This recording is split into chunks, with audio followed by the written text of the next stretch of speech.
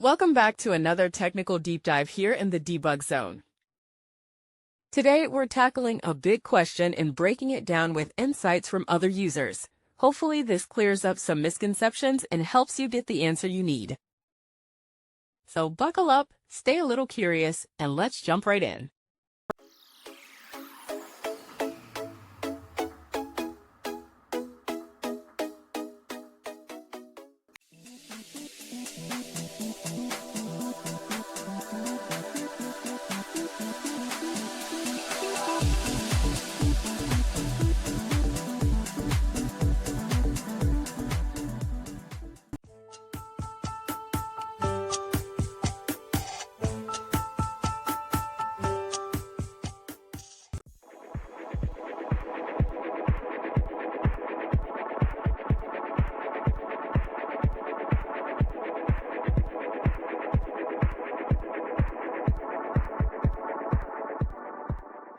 And that's a wrap.